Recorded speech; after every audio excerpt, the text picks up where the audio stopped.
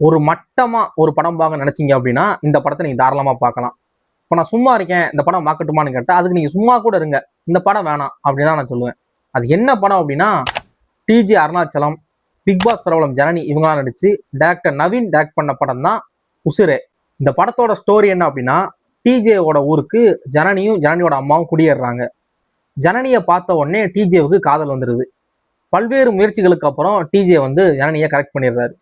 அப்படி பண்ணதுக்கு அப்புறம் பார்த்தா அவங்க அம்மா அவங்கள வந்து இவங்க காதலை வந்து அப்போஸ் பண்றாங்க. அவங்க அம்மாவெல்லாம் மீறி எப்படி இவர் ஜனனி கூட சேர்ந்தாரு, எப்படி கல்யாணம் பண்ணாங்க அப்படிங்கிறது தான் இந்த உசிரே.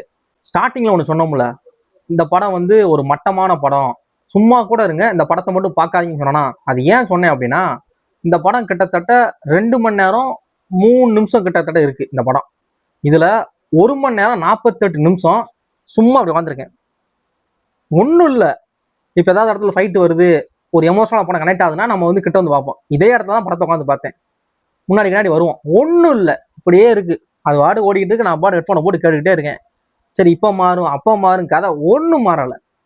கடைசி ஒரு 20 நிமிஷத்துல, அந்த லாஸ்ட் 20 நிமிஷத்துல ஒரு சஸ்பென்ஸ் ஒன்று வச்சு படத்தை முடிச்சிட்டாங்க. சரி ரைட்டு, படம் சூப்பராக போகுதுன்னு எந்திச்சு உட்காந்தோம்னா படம் முடிச்சு சொல்லி அனுப்பிட்டாங்க.